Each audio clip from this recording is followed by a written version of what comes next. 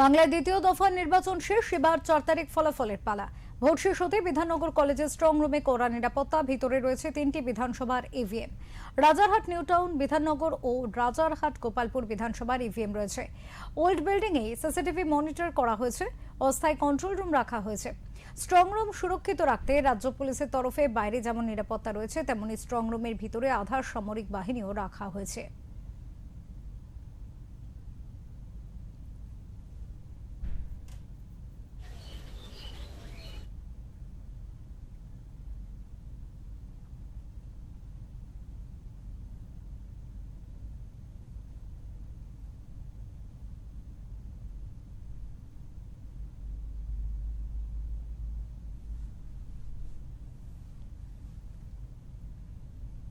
Vote শেষ হতেই বিধাননগর কলেজের স্ট্রং রুমে কড়া নিরাপত্তা।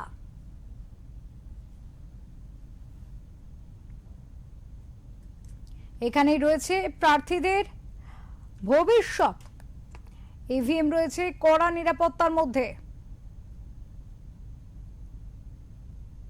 রাজারহাট নিউটাউন বিধাননগর ও রাজারহাট গোপালপুর এই 3 বিধানসভার ইভিএম রয়েছে এখানে। ওল্ড বিল্ডিং এ সিসিটিভি মনিটরিং করা হচ্ছে, অস্থায়ী কন্ট্রোল রুমও করা হয়েছে। স্ট্রং রুমের সুরক্ষায় বাইরে নিরাপত্তায় রয়েছে পুলিশ প্রশাসন এবং ভিতরে স্ট্রং রুমের ভিতরে কিন্তু আধার সামরিক বাহিনীও রাখা হয়েছে।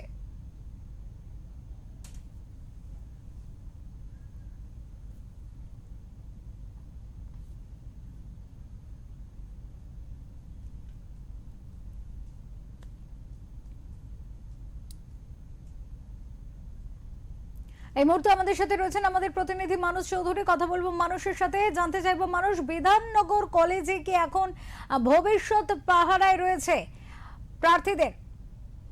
একদমই তাই অপূর্বা, যেটা বলছি গতকালই কিন্তু দ্বিতীয় দফার যে শেষ পর্যায়ের যে নির্বাচন, সেই নির্বাচন কিন্তু সমাপ্তি হয়েছে এবং নির্বাচন সম্পূর্ণ শান্তিপূর্ণ হয়েছে।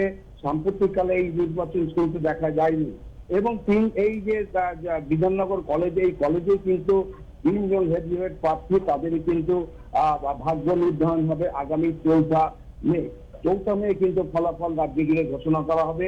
115, 116, 117 এই তিনটি বিধানসভা কেন্দ্রে কিন্তু যে ভোটের মেশিন ইভিএম কিন্তু সেখানে বিধাননগর কলেজে কিন্তু সেখানে রাখা হয়েছে।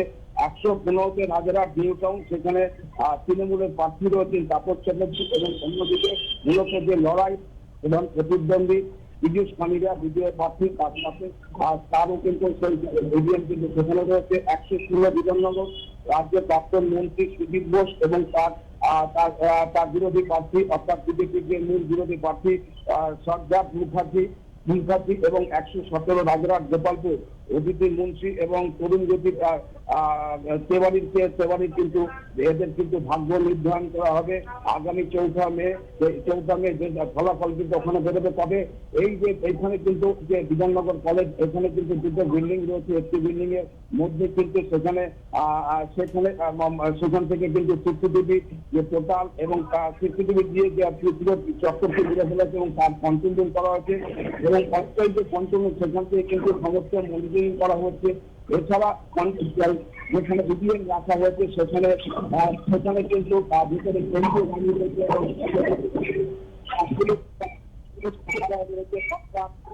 নিরাপত্তা দৃষ্টির মধ্যে দিয়ে বলা হয়েছে বিধাননগর কলেজকে যে কোনো রকম বাইরে কোনো লোককে কিন্তু তাকে অ্যালাউ করা হচ্ছে না যতক্ষণ না পর্যন্ত 4 তারিখ ফলাফল বের হবে, ততক্ষণ কিন্তু কঠোর নিরাপত্তা দৃষ্টির মধ্যে কিন্তু ইভিএম গুলো রয়েছে।